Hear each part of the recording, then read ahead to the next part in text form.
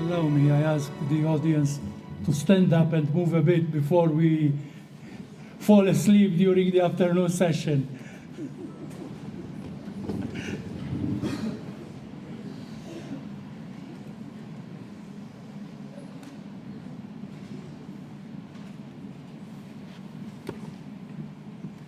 Okay? Thank you. To first of all show my respects to His Grace, Archbishop Okot, and to His Lordship, Bishop Mejia, and to all the esteemed religious leaders here present, and to all of you, my dear ladies and gentlemen. Naturally, from me, it is not expected a technical solution on the right of food and food security, as I would like to stick to the ethical aspect of the issue. I would like to remind you of some important data as a result of the research which was done by Hekimani. The situation in our country: only 20% of agricultural land is categorized as highly potential. 85% of the population relies on agricultural land and agricultural products for primary livelihood. Yet 88% of our population has approximately or less than 3 hectares for their usage. Kenya is ranked most vulnerable to food security and drought caused by climate change. I think we all recognize that the central government has tried, especially least recently, to give some food security by leasing part of Tana River, which, as you know, it is being discussed in Parliament about the way how this lease was done, and Yala wetlands for food production.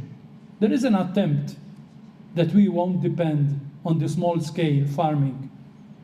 But I need to remind our own selves that we are not to repeat the dangers that happened to Ethiopia when good, fertile land was leased to foreign countries and the people had to suffer most severe drought at one time when all the world had come to help them because they could not feed themselves, but rather dying of hunger. There is the issue of the growing size of our population, which I must say, population is not a problem. Why? Because population is an asset for development if it is well managed. If people have the necessary tools so that they can actually earn their living, and the necessary assistance, subsidy from the main central government and the devolved government to help themselves to earn their living. The government support is needed, but as we all know, even here, we are still in wanting. Whereas according to 2003 Maputo Declaration, the government is expected to allocate 10% of the budget. In our case, up to last year's budget, only 4% was actually allocated for agriculture as a prime source of food. The principle of subsidiarity, that the government won't take over, but rather the government would help so that the citizens themselves will help themselves, is here very much needed with regard to food security. The roads as an infrastructure for the products, whether being fish from Kisumu or the coast, whether being agriculture or livestock coming from northeastern province, are very, very important, which the Wananchi themselves cannot do, but they need that the government, together now with the evolved government, they would do for the citizens to be able to have food security. Again, also the maldistribution of the resources are also of concern with regard to the means to have food security in our country. Now, naturally, I stand here as a cleric. I stand here as a voice, according to what I believe to be a source of values, and this is the gospel of Jesus Christ. But this does not exclude other people who come to share the concern of those who are the least and the most vulnerable in our society. Together with them, I would like to bring to your consideration what the Catholic Church teaches on matters of human rights. First and foremost, human dignity is something that stands on its own. The Church, naturally accepting the teaching of the Holy Book, the Scripture, recognizing in man and woman as special and something which is inalienable as a human dignity, uncomparable to any other creature that God had created on earth. For this reason, human dignity cannot be exchanged with anything. The life of the human being. But not life alone. It is also all those rights that have to do with this dignity, to keep it, to preserve it, to have it in full. One of these rights which have to do with the human dignity is exactly the right to food, the quality of food, the quantity of food that a human being needs to live well his life. This is a very essential way how we are to look at our own item, that is the right to food and the right to have the good quality and the quantity needed of food. To use these rights is again a responsibility. You cannot have a right without having a duty. And in our case, the right to food is also invoking a good amount of responsibility. First and foremost, we are speaking as one of the hardships that may actually, in one way or another, affect this right of food is the climate change. Climate change has, first and foremost, the international responsibility. We remember that industrialization in Africa is very minimal compared to the so-called first industrialized world. The real culprits for climate change is not Africa. The real culprits are the well-industrialized countries who are reluctant to change their own procedures and their own consumption of oil and the burning of oil because they would like to protect their own nations. But this is something that has an impact on us who are still barely industrialized compared to these nations, and so they have a burden to carry, to share in the climate change. On the other side, it is also something that we need to look into on our own scale, the way how we are respecting forests, the way how we are respecting our own rivers, the way how we are actually respecting our environment, which is causing the climate change, the way how we are endangering our lakes and our ocean, the way how we are causing harms to our own products.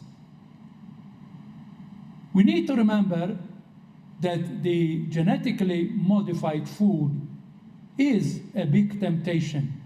When you remember that you can produce products with less water, with less health hazard, at the same time, we need to remember that this debate has not yet closed. It is going to have effect even on our economy, on our agriculture, on our farmers. Where are we going to have the seeds for that genetically modified food? Are we always to import our seeds? Are we actually telling our farmers, you are not able anymore to manage your own seeds? So it is an issue which is not only having to do with the type of food and its effects on our diets, on our lives, but it is also our own agriculture. The infrastructure for our food is very, very important.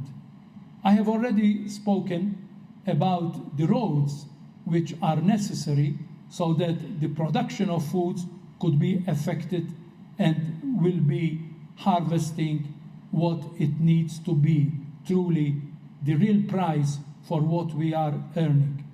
However, this is not all. This is the duty of the government, central government, but it is also the duty of the devolved government, county governments, where now they are also to deal with the issue of land. We still have to wait with the present law, which has been spoken about, but our governors, they need to remember that they cannot blame anymore for everything the central government, let alone the amount of money that they are asking for. But they are now running that county for which they need to really search the good of their citizens. They cannot blame anymore a force outside of the county. They have a lot to say to their own people. They are responsible for the good livelihood of their people. This will be the real flag that they are to carry, not on their cars, but in front of all the people, what they have achieved, so that they may have food security and they may have the good and needed food for their well-being. The food security is actually an issue which is not an issue of technicality, but it is of a human dimension. Agriculture, one among the three products that we are speaking of and about in food security, agriculture is an essential element. We said that 85% of Kenya depend on agriculture. So we are speaking of the great majority of our people who depend on this type of livelihood. It is an integral and important issue which must be an inclusive approach. We cannot say that because a part of Kenya depends on agriculture, it does not interest the others. It needs to be inclusive. Agriculture, how much important it is, needs to be looked into as part of the security that we give to our people, together with fisheries, together with animal husbandry, with livelihood. In these three components, I am sure that our country can do better, even though it is a challenge. But let us not fear the challenges.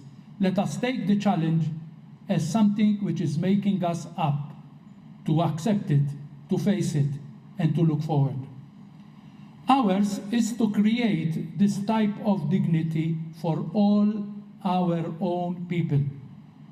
For those mothers who are unable to go to their fields to work, but they need food actually much more than the others. For our children who are vulnerable, and for the sick. This is a scandal if in the time that Kenya is arriving towards maturity in its own social, economical, political life, will be leaving behind these vulnerable people in need. To stop this scandal, we need to be sure that we don't leave the crumbs to be given to those who are hungry, but rather to give them a well-balanced diet of the richness that our country is actually proud of. We may be poor, but at the same time, we are not actually without so many riches that can keep us living and giving us the dignity to live them and the future with all hope. This is what I would like to share with you as we are facing food security. We are facing to alleviate hunger, but also to alleviate poverty. These three aspects are going to help us so that we can give Kenya a bright future. Thank you very much.